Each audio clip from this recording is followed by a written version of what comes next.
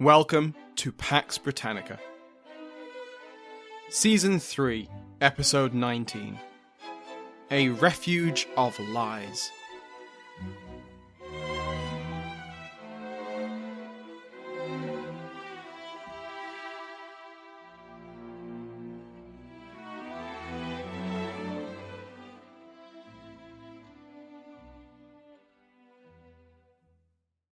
Welcome back to Pax Britannica. I'm your host, Dr. Samuel Hume. Before we begin, I'd like to thank the new members of the House of Lords who help keep this podcast going. The Marquess of Arbroath, Stefan Mensikov, Tabitha Aberts, Countess of Sandringham, Sean Platford, Earl of Winchester, Countess Correstine, Keeper of the Dogs, and Baroness Sophie is now Countess of Lewis. Like all other patrons, they can now listen to this episode and every other episode ad-free. And as patrons with earldoms or above, they can now listen to the bonus content. Go to patreon.com/Pax Britannica to find out more. Last week, we covered the expansion of the Commonwealth's navy, the States Navy, and saw how it was wielded against the enemies of the new Republic. One of those enemies, Prince Rupert of the Rhine, had remained at large in the Atlantic, based in Portugal and preying on English and neutral shipping. One of the Commonwealth's new admirals, Colonel Blake, spent the summer of 1649 blockading the royalist prince inside the port of Lisbon. His efforts risked war with Portugal and its empire, but he would not be resisted. The Commonwealth kept his fleet supplied and reinforced despite the distance from England. Once Rupert eventually escaped from the Tagus, most of his fleet was engaged at the Spanish port of Cartagena and utterly destroyed. We left him and his brother, Prince Maurice, sheltering in the French port of Toulon, unsure if Blake would follow them even there. So now we are in 1651, and as we covered 2 weeks ago, that means that the royalist colonies have declared that the Commonwealth had no authority over them, and then Parliament had declared that it has even more authority over them, so there. But simply declaring this didn't make it true, and so in the summer of 1651 the Council of State dispatched 2 fleets across the Atlantic. 13 ships under the command of Sir George Ayscue were sent to the Caribbean, and 15 under Captain Robert Dennis set sail for Virginia. If nothing else, this is a sign of the naval expansion that was still taking place. 28 warships, more than half of the pre-war Royal Navy, was being sent halfway across the world, all without sacrificing the defences of the Commonwealth. Just as an aside, this particular expedition was reportedly financed from the seized estate of the former Archbishop of Canterbury, William Laud. The ships to the Caribbean were sent first. Barbados was by far the most valuable colony, and the exiled planters had been lobbying the government. Setting sail in August, Ayscue aboard his flagship, the Rainbow, the fleet arrived off the coast of Barbados in October. Ayscue was advised by some of the exiled planters, who had come along on the punitive expedition, that even his 13 ships would not be enough to storm the island. Barbados was well fortified to protect itself from foreign, and particularly Spanish, attack. The defences would work just as well against the state's navy. Instead, Ayscue opted to blockade the island, after he captured a Dutch trading fleet of 24 ships, which were clearly violating Parliament's embargo. The fleet was collectively worth about £100,000, and the Dutch will want that back. More later. After initially summoning Governor Willoughby to surrender the colony, Willoughby responded by denying the summons and referring to the Rainbow as one of His Majesty's ships, which was a bit rude. Over the next 3 months, from October until January, Ayscue and Willoughby fought for the hearts and minds of the Barbadian elite. Ayscue was attempting to persuade the planters that submitting to the Commonwealth would lose them nothing, whereas holding out was both pointless and risked repercussions. Willoughby was trying to convince the islanders that submission to the Commonwealth was submission to tyranny. The Commonwealth would block their profitable trade with the Dutch, and they could hold out longer than the state's navy could maintain the blockade.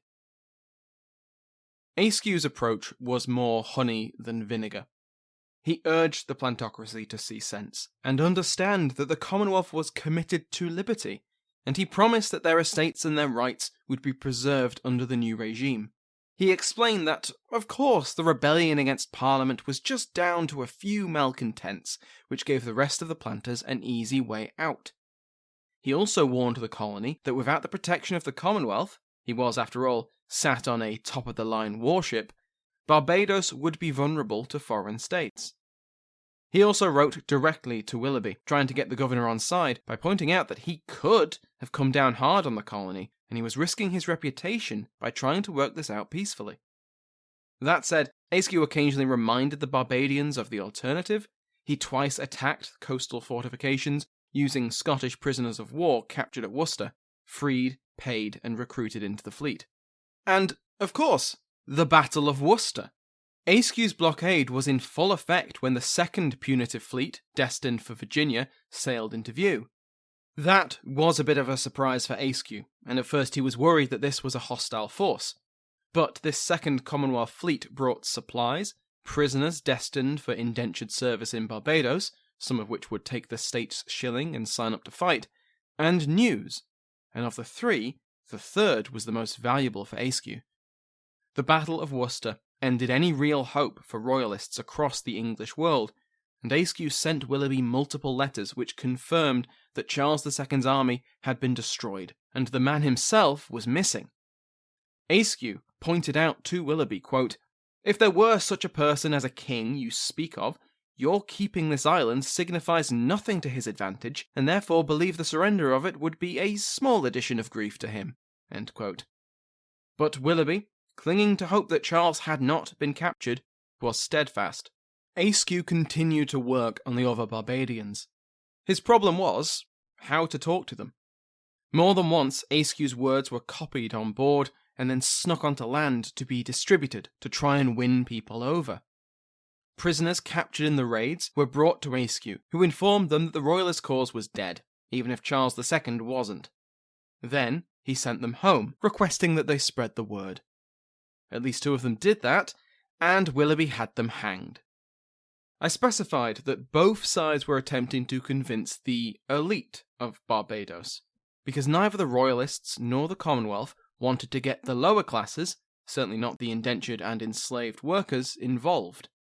Barbados's strict hierarchy was far too valuable to risk social unrest. After 2 months, Willoughby and a few other determined royalists were unbroken, but there were many others who were beginning to waver. What exactly was the point of holding out, they asked themselves. Willoughby had promised, earlier in the blockade, that he would only resist as long as it had a reasonable chance of success, but now many were doubting that. By December, Askew was holding secret talks with leading planters who were increasingly sceptical about Willoughby's judgment. These talks progressed over several weeks, to the point that Colonel Thomas Modiford, a leader of these skeptics, promised to declare for the Commonwealth if Willoughby refused to see sense. Well, Askew once again presented his terms of surrender to Willoughby, and Willoughby once again gave them little thought before rejecting them. That was the last straw for Modiford, and on the 3rd of January he led 2,000 men in declaring for the Commonwealth. The state's navy sent them supplies and manpower, and Barbados was once again on the verge of civil war. Both sides were preparing for battle when the weather intervened. A week of rain prevented any serious movement, and it was during this downpour that Willoughby admitted defeat. On the 11th of January, an agreement was signed. It was very generous.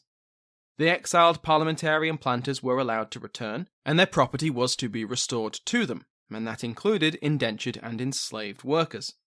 But the royalists were to be protected from any revenge, legal or otherwise. Willoughby kept all his property too, and in direct contravention of the Embargo Act and the Navigation Act of 1651, Barbados would be permitted free trade with all nations that had good relations with the Commonwealth, and self-government would be retained. Askew justified his light touch by arguing that Willoughby still controlled the majority of the island, and had the advantage in numbers, and he didn't want to damage a profitable colony. But, for his part, Willoughby was in a much worse position than he let on. His control over the colony was tenuous, and he'd had to resort to increasingly draconian policies to keep order. He'd abandoned earlier policies of freedom of conscience and enforced the Church of England, partly as a method of sniffing out potential dissidents. Willoughby himself was, of course, not allowed to stay governor. His replacement had been selected long before Ayscu's fleet took sail. Daniel Searle was appointed by the Council of State, although Ayscu maintained control of the island until he felt matters were in hand. The reaction to the royalist coup was dramatic and severe. When the Parliament of Barbados met 2 months later, it violated the Articles of Surrender and voted to banish Willoughby, the Walron brothers, and 7 other leading royalists. Ayscu then sailed on a tour of the Caribbean colonies, sounding out their loyalties.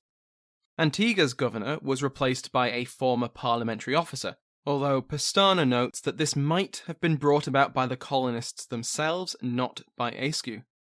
The previous governor, a royalist and appointed by a royalist, was untenable, and she suggests that the bloodless parliamentary coup might have already taken place.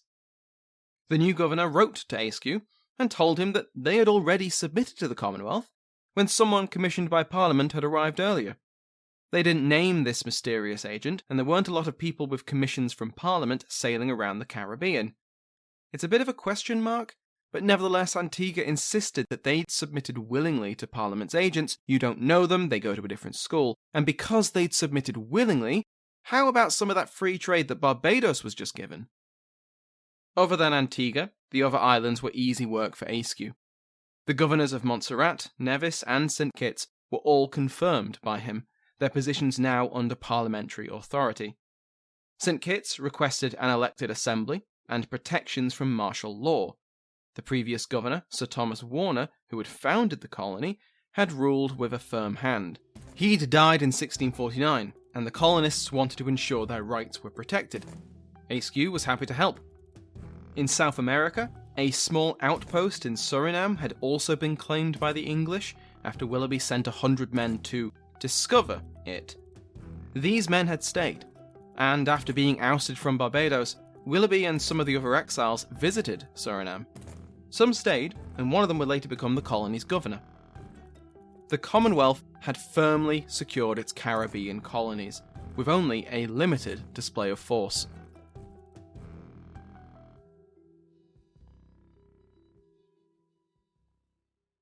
If you remember last week, in passing I mentioned how the royalist governor of Newfoundland was unceremoniously arrested and put on a fishing boat back to Britain. That promptly brought the colony back into Commonwealth control, not with a bang, but a whimper. A similar anticlimax came with Bermuda. After the colonists had forced a new royalist governor upon the island in August 1649, in the words of Pestana, the rebellion fizzled out. In January 1650, so either very soon after word of the rebellion reached England, or even before they learned of the uprising, the Somers Islands Company, which officially owned and ran the colony of Bermuda, wrote a letter. This letter arrived on the collective desk of the Bermudan government in May. It didn't demand an explicit declaration of loyalty to the new Republican regime, but it took their loyalty for granted. The letter also announced that the company was appointing a new governor for the colony, one Captain Josias Forster. The Bermudans folded immediately.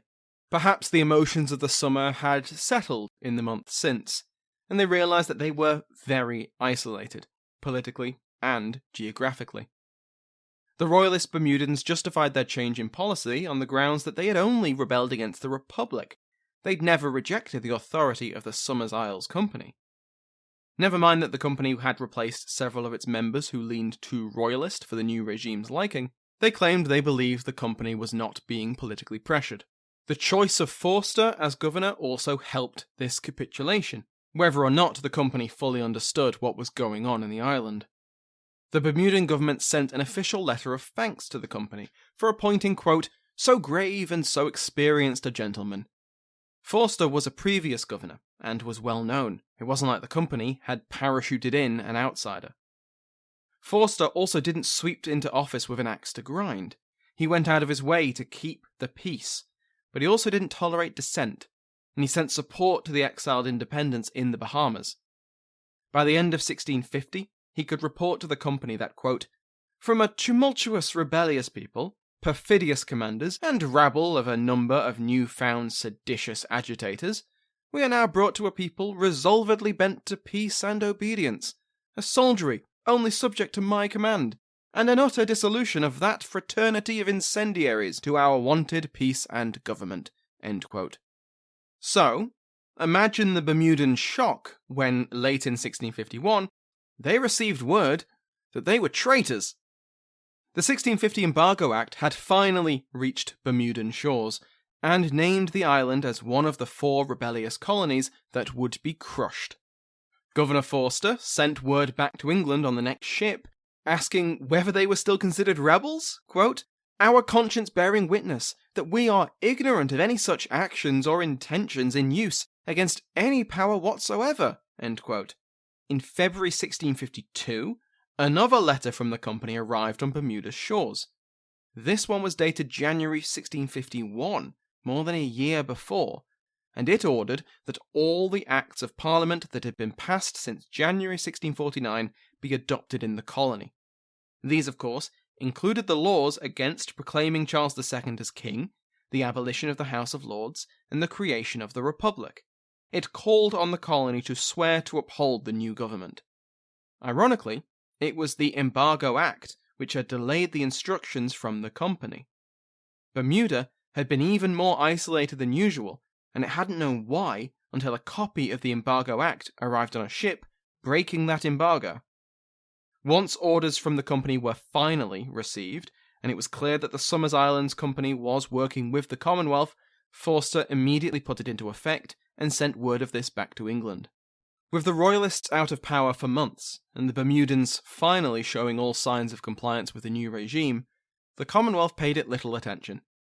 Bermuda wasn't as valuable as Barbados, nor as populated, and it appeared firmly under the control of the London-based Somers Isles Company. For the company's part, they appeared to have persuaded the Council of State to keep treating Bermuda with a light touch, or else the island might appeal to England's colonial rivals for protection. This threat doesn't seem to have been seriously considered by the colonists themselves, though. And so we turn to Virginia. When he learned that the colony had proclaimed him king, Charles Stuart, Charles II to the Virginians, wrote to the colony and renewed the commissions of the governor and the council, as was his right as the proprietor of the crown colony. He promised support to all Virginians who proclaimed their loyalty as his subjects. This bolstered an already formidable royalism. Virginia, just as Barbados and then Bermuda, became a haven for royalist exiles from Europe as well as from the more parliamentarian colonies. The colony was, quote, "the only city of refuge left in His Majesty's dominions in those times for distressed Cavaliers." End quote. As we've covered already, the embargo invited outrage from the Virginian government. Governor Berkeley spoke of the Commonwealth as pirates and robbers, and the House of Burgesses insisted that their allegiance to the House of Stuart was noble and that the embargo would be defied. These words soon had a response.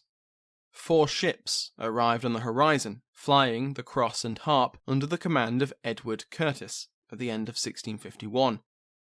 These were the survivors of that second Commonwealth fleet. The rest of the fleet had been destroyed in a storm, and among those lost at sea was Captain Dennis. With the armed might of the Commonwealth off their coast, the Virginian government attempted to rally their people. Berkeley warned the Virginians that the Republic threatened their rights, their property, and their livelihoods. Worse, they would restore the Virginia Company and prevent them from trading their goods with whoever they pleased. Curtis responded to these claims with his own propaganda, denying that the Commonwealth had arrived to shackle the rights of Englishmen. In his report to Parliament afterwards, he described how Berkeley had built a Refuge of Lies, a biblical reference that all involved would recognise. The population of the colony had been led astray by Laudian priests, and Berkeley had persuaded the militia to stand by him, and won the support of 500 Native Americans. A small army of about 1,000 men was at Governor Berkeley's command. With the fleet anchored in the Chesapeake, Curtis sent a demand to Berkeley, calling on him to submit to the Commonwealth. His rejection was almost inevitable, and the fleet prepared to bring the colony to heel by cannon and by sword. Except the response he got wasn't a rejection. In fact, as Curtis reported later, it was somewhat milder than was expected.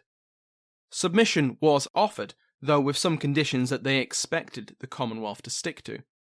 The House of Burgesses sent its army home and opened up negotiations with the state's navy, and on the 12th of March 1652, Virginia had officially accepted the authority of the Commonwealth of England. What just happened? Virginia was as royalist as it came. Berkeley was devoted to the Stuarts, the House of Burgesses was firmly behind him, and they had a substantial military force with native allies. And yet, with less violence than Barbados, the oldest English colony in America had capitulated. Well, for starters, Virginians were not as united behind the king as their leaders had claimed. The planter elite was divided, as in Barbados. George Ludlow, a relative of Edmund Ludlow, was described as having led a faction within Virginia which favoured surrender, and though he had not led this faction to war, unlike Modiford in Barbados, the colonial government had to have known of this faction and the danger civil war posed. Just like in Barbados, Virginia had a large indentured and enslaved workforce, which could take advantage of any civil war between the English. Secondly, Virginians were quite well informed. They knew that Charles II had been defeated at Worcester, and that England had not been reconquered. They also knew that Barbados had surrendered, and Barbados was a much more defensible colony than Virginia. If they hadn't been able to withstand the Commonwealth, what chance did Virginia have? Thirdly, Virginia was not as defensible as other colonies. There was a large militia, but their fortifications were not as formidable. And fourthly, even if they had held out, resisted the Commonwealth, weathered the blockade, and pushed back any land invasion, what then? They were already the last remaining outpost of royalism. The fight for the crown was, for now at least, over. Far better to accept the generous terms offered than fight an impossible fight and risk the loss of their lives, or worse, their property. Plus, the terms of surrender were pretty lenient. In return for the colony's leaders swearing to uphold the Commonwealth, as constituted without a king or House of Lords, Curtis dealt Virginia a very generous hand. Berkeley's honour was appeased by a condition which allowed him to send an agent to the exiled king to apologise for the surrender and explain the circumstances of it. Royalism wasn't forbidden, at least for a year, and if discussed privately. The Book of Common Prayer and pre-war Church of England services were allowed to be conducted for a year. There was a general amnesty, and most importantly for many of Virginia's elites, they were permitted free trade along similar terms as Barbados. Curtis promised that Parliament would confirm all the terms, and he left 2 commissioners, who were both Virginians, behind to ensure that the colony transitioned from rebel to loyal. One of those commissioners, Richard Bennett, became Virginia's new governor. But the Chesapeake wasn't just home to Virginia. To that colony's north was Maryland. Maryland had not been named as a rebellious colony, and Baltimore had managed to convince the Council of State that both he and it were loyal. The Commonwealth was issuing licenses for merchants to trade with Maryland. It wasn't part of the embargo. And yet, the commission to reduce Virginia to submission used both Virginia and all the plantations within the Bay of Chesapeake. Now that might have just been an oversight, but Pestana notes that if it was deliberate, then Baltimore's enemies in the government, quote, may have arranged the imprecise wording to justify an assault on the proprietary, end quote. And it just so happened that one of the commissioners was an enemy of Baltimore. They travelled north to the colony and deposed Governor Stone and his council, on the justification that they were governing in the name of Lord Baltimore, and not in the name of the Commonwealth. It appears to have been a bloodless coup, and a short-lived one. Once Stone agreed to govern as the commissioners saw fit, he was returned to power. But that was not the end of Maryland's troubles, as we'll cover another time.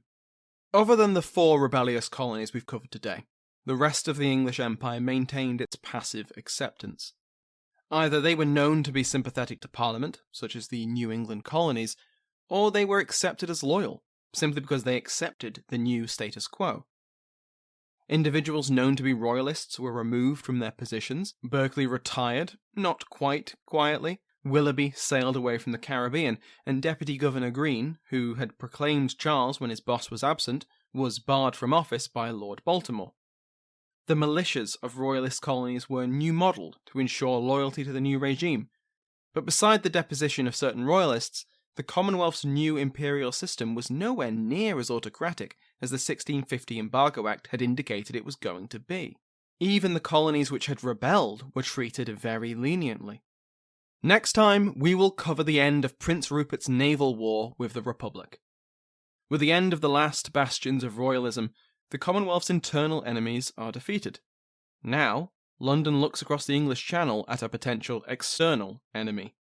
Another naval power, with an empire of colonies and trading outposts across the world. Because the Dutch were getting really annoyed with the English. Thank you to my House of Lords, including but not limited to the King's favourite Mike Sanders, the Duke of Bracewell, David Braswell, the Marquess of Hull, Steve Cloutier, and the Earl of Chatham, Christopher Wood. Go to patreon.com/Pax Britannica to join their ranks and listen to the podcast without ads. Thank you to everyone who has left reviews and ratings on Apple Podcasts and Spotify. And for other great podcasts on the Airwave Network, check out airwavemedia.com. Thank you to Sounds Like an Earful for the interval music in today's episode, to my entire House of Lords, and to you for listening.